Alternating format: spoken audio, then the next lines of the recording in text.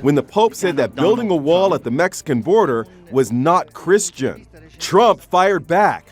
Of the deportation program on theological grounds, the Pope demanding that countries welcome, protect, promote, and integrate those fleeing conflicts, poverty, and climate disasters. For a religious leader to question a person's faith is disgraceful. But today, it was all smiles. Francis took the remarkable step of addressing the migrant crackdown in a letter to U.S. bishops in which he appeared to take direct aim at Vice President J.D. Vance's defense. Pope Francis just went full Jimmy Kimmel on Trump's wall obsession, and it's more savage than a pack of nuns at a bingo night. But here's the million-dollar question. Did the Pope's words actually change any minds, or are they just preaching to the choir? Stick around as we break down the Holy Homie's hilarious hits and misses. Nobody knows more about trade than me. Nobody knows the system better than me. Nobody knows the banking industry better than me. Nobody knows more about environmental impact statements. Meanwhile, Pope Francis issuing a major rebuke today to the Trump administration's mass deportation of migrants. We'll dive into the juicy details of Francis versus Trump, round 47. And trust me, it's spicier than the Last Supper. Before we move on, I'd like to ask you a small favor. If you appreciate this content, please take a second to like this video and subscribe to the channel. Over 98% of you watch the videos without subscribing. It costs you nothing, but it makes a huge difference to us. So, did you click the subscribe button? Great. Thank you so much. Now, back to the video. Alright folks, it's time to dive into the holy smackdown of the century. Our man in the fancy hat, Pope Francis, has decided to trade in his usual prayers for some top-tier burns aimed straight at the Orange Menace himself. Who knew the Pope had such sick roasting skills? Picture this. Francis, decked out in his Sunday best, looking all pious and stuff, suddenly decides it's time to school Trump on the finer points of being a decent human being. Francis took the remarkable step of addressing the migrant crackdown in a letter to U.S. bishops in which he appeared to take direct aim at Vice President J.D. Vance's defense. Still just concepts? Do you have a fully developed plan? Let me explain. Obamacare stinks. It's lousy. I mean, who better to teach morality than a guy who literally has a direct line to the big guy upstairs, right? Now, you might be thinking, wait a minute, isn't the Pope supposed to be all about forgiveness and turning the other cheek? Well, apparently even the pontiff has his limits when it comes to putting up with Donnie's nonsense.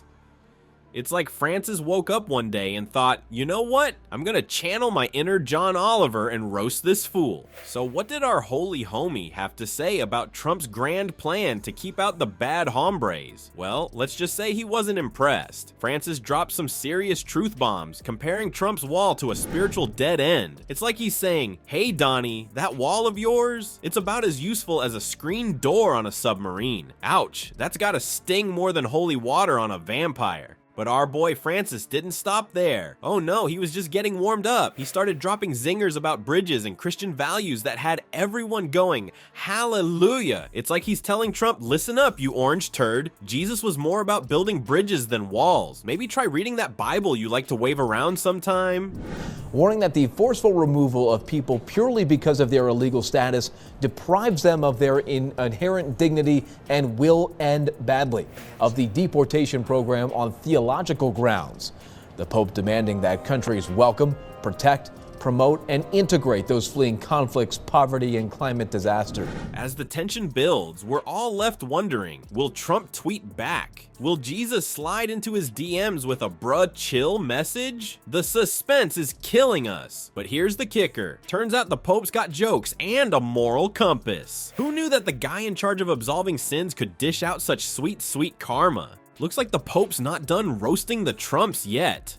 While Donald was busy tweeting about walls and deportation, Francis set his sights on Melania. Remember that jacket she wore? Well, the Pope's got some thoughts, and they're spicier than communion wafers left in the sun. Let's rewind to when the Trumps met Pope Francis at the Vatican. Picture this. For a religious leader to question a person's faith is disgraceful. But today, it was all smiles. Create havoc. These are bad people.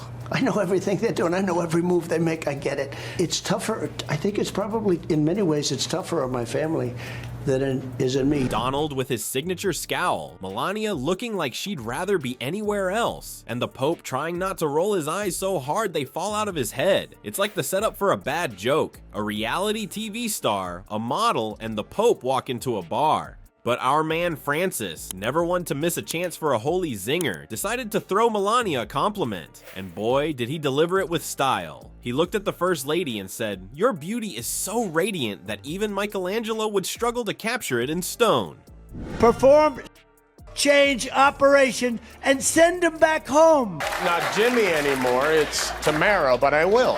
I know nothing about QAnon. I know nothing about it. I know nothing about the indictment. I know nothing about WikiLeaks. I have no idea who these women are. Smooth move, Francis. Real smooth. Now, you might think the Pope was just being nice, but hold on to your rosaries, folks. There's more to this holy compliment than meets the eye. See, Francis isn't just the leader of the Catholic Church. He's also a master of the subtle burn. While he's praising Melania's looks, he's also taking a swipe at the Trump's love for all things gold and shiny. But wait, there's more. Francis wasn't done with his papal roast. He couldn't resist taking a jab at Trump's infamous obsession with size. The Pope quipped, if Michelangelo were designing statues for this particular leader, he'd need extra marble for the pedestal. Ouch!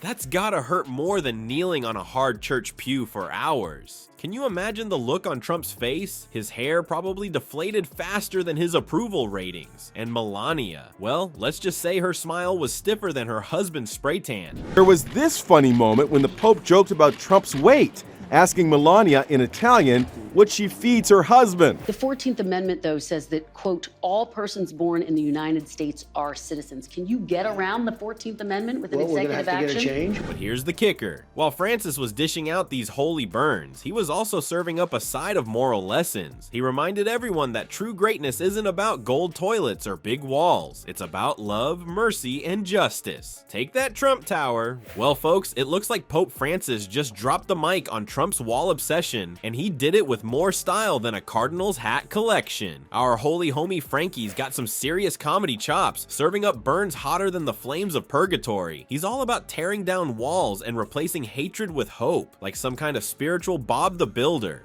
And get this, the public's eating it up like communion wafers. I said, and they got me. I said, I want to wear it on stage.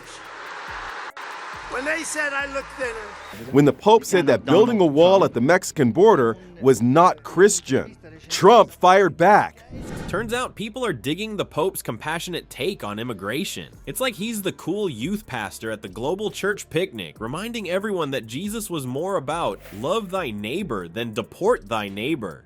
So next time you're thinking of building a wall, remember, the big guy upstairs is more of a bridge enthusiast. And hey, if the Pope can make politics this funny, maybe there's hope for C-SPAN after all. Who knows, we might even see Francis hosting the next White House Correspondents' Dinner. Now that would be a divine comedy.